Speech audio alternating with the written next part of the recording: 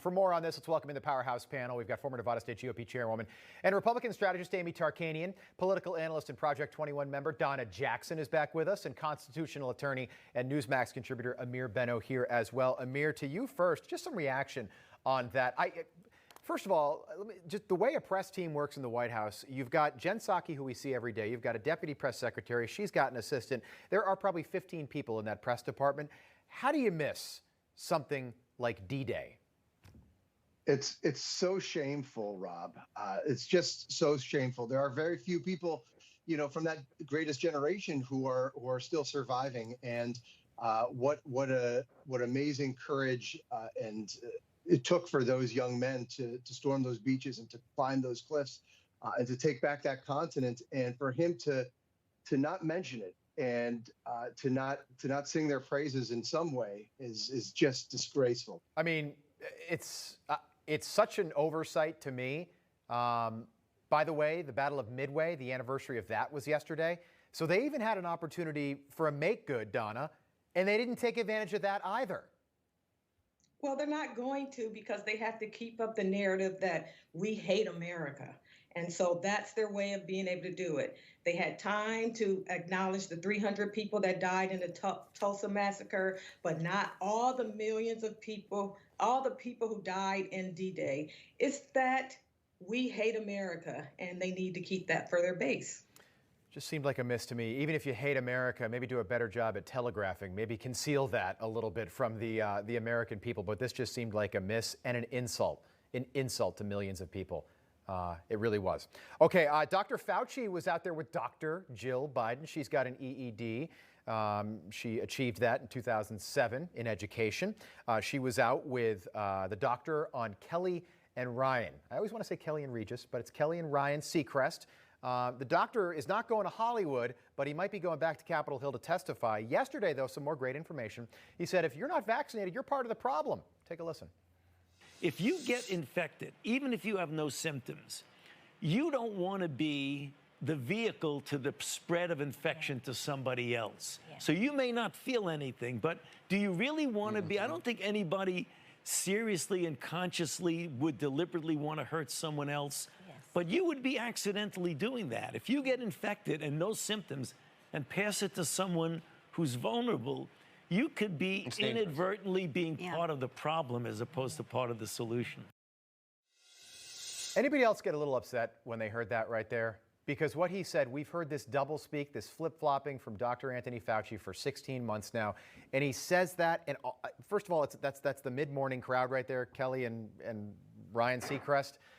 I just think he's confusing people, and I'm just curious, Amy, why the media still has such a hard time asking him any difficult questions.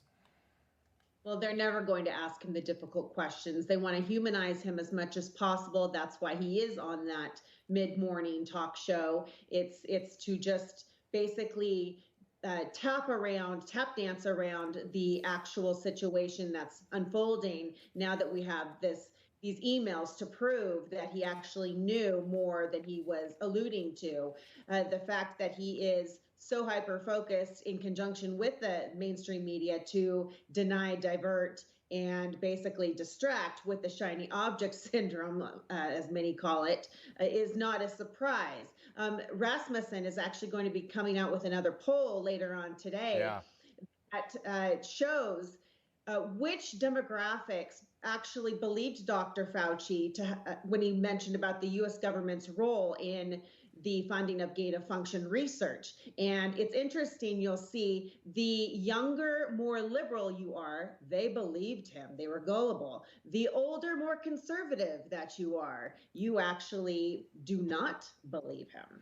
You know what, also, Donna, to you, but so fine, Kelly and Ryan are not journalists, they're not reporters, but they still have somebody who, I mean, they are erecting statues to Dr. Fauci in town squares all around America. At least they were, right? But you've got this guy who's one of the biggest people on the most important story of all of our lives. He's sitting right there in your chair next to Dr. Jill. Why don't you just say, you know, Dr. Fauci, I have a question about this gain-of-function research thing, this Frankenstein stuff that you guys were doing. $600,000 grant went to the Wuhan Institute. How do you know for sure they weren't doing coronavirus gain-of-function research?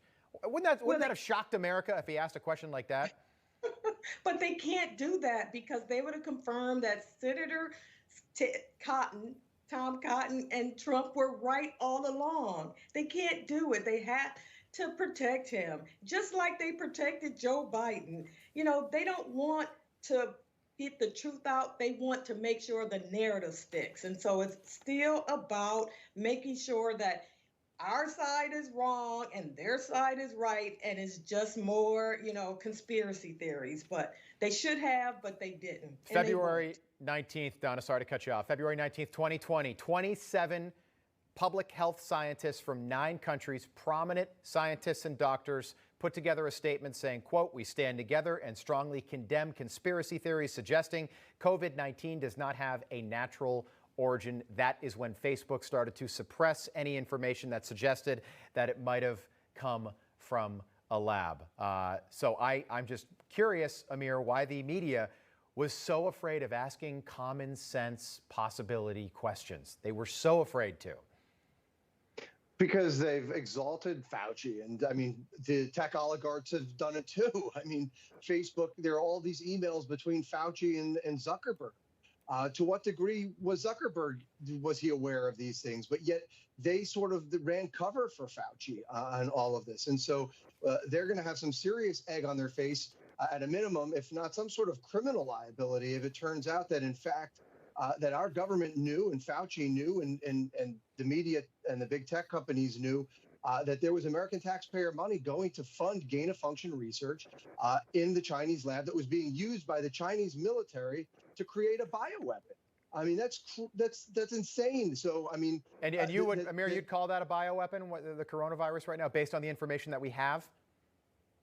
I would. I mean, is it not? It's, look, is there a hard and fast evidence? We don't know, because there's certainly enough to have that suspicion and to have but look, the fact of the matter is we can't trust the World Health Organization. The president of Echo Health Alliance, the president of Echo Health Alliance was part of the investigation onto the Wuhan lab. And so there's so much conflict of interest here. Why isn't our government really looking into this? Why don't they just declassify everything that they have right now? Our intelligence officials have looked into this, but they won't do it because there's going to be hell to pay when it comes out that Fauci knew about it. And don't forget, even with all the questions surrounding the origins of the virus, and Dr. Fauci himself as an individual right now, he appeared with the president's wife, which is a stamp of approval from the Oval Office that we are backing our guy, Dr. Anthony Fauci, who probably helped Joe Biden get elected in the first place. But they are standing by him, and they couldn't have made that more clear yesterday with the president's wife appearing with the doctor. Panel, really enjoyed all the conversation today. Look forward to having you on all again very soon.